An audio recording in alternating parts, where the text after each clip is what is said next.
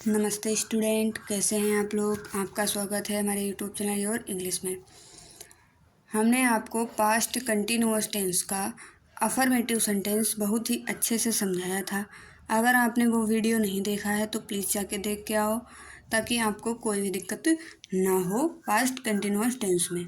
देखिए, हमने आपको अफर्मेटिव पढ़ा दिया था और आज हम आपको पढ़ाने वाले हैं नेगेटिव सेंटेंस। क्या पढ़ाने वाले हैं? Negative sentence. देखिए, नेगेटिव सेंटेंस क्या होता है, इसमें वाक्य के बीच में नहीं आता। देखो, नेगेटिव का मतलब क्या होता है? नहीं। ठीक है ना, नेगेटिव का मतलब होता है नहीं। आप बस इतना याद रखिए, एन से नेगेटिव और एन से नहीं। ठीक, ध्यान रहेगा ना। चलिए, अब देखिए इसमें क्या होता है, पास्ट कंटिन्यूअस में इसमें वाक्य के बीच में नहीं आने पर बाज या बर के साथ नॉट लगाते हैं। ठीक है, बाज या बर के साथ नॉट लगाते हैं। अगर सिंगुलर सब्जेक्ट है तब हम क्या लगाएंगे? बाज नॉट लगाएंगे। और अगर प्लूरल सब्जेक्ट है तो बर नॉट लगाएंगे। ठीक है ना। चलिए आगे देखते हैं। बाज तथा वर, बाज या वर तथा वर्ब की फर्स्ट फॉर्म आईएनजी के बीच में नॉट लगाते हैं। देखो, आपका जैसे ये है आपका सब्जेक्ट, ठीक, उसके बाद में वाज, ठीक, या कह दें हम बर, ठीक, और फिर वर्ब की फर्स्ट फॉर्म है आईएनजी। अब इसके और इसके बीच में यहाँ पर हमें क्या लगाना है? नॉट लगाना है। ठीक, मतलब बाज, यहाँ पे नॉट, ठीक, और यहाँ पर क्या? यहाँ पर वर्ब की फर्स्ट फॉर्म में आईएनजी। समझ में आया? समझ में आया या नहीं? चलो आगे देखते हैं। फार्मूला इसका क्या है?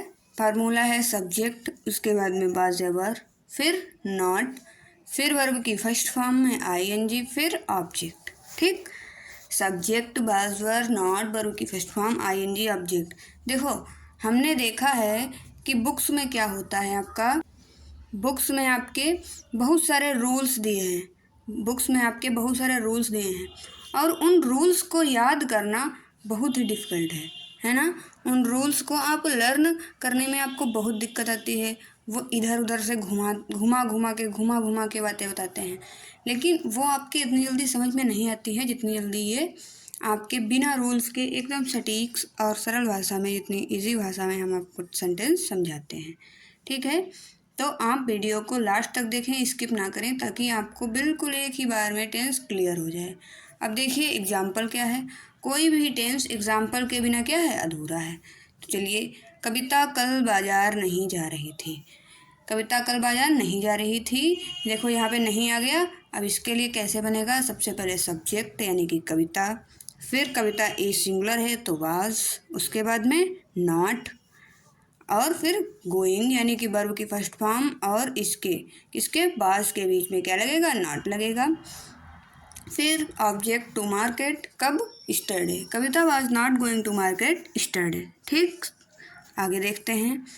वे कक्षा में शोर नहीं मचा रहे हैं। दे, वे, ठीक है, वे के लिए दे होता है, और वे जो हैं वो एक से अधिक है ना, क्योंकि वे किसी एक व्यक्ति के लिए नहीं यूज़ होता है तो हम वर लगाएंगे।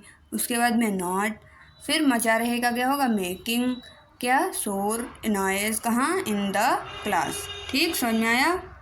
अब देखिए, आपको नेगेटिव सेंटेंस कितनी इजी तरीके से बिल्कुल एक ही बार में आपको समझ में आ गया है ना। एक ही बार में आपको समझ में आ गया।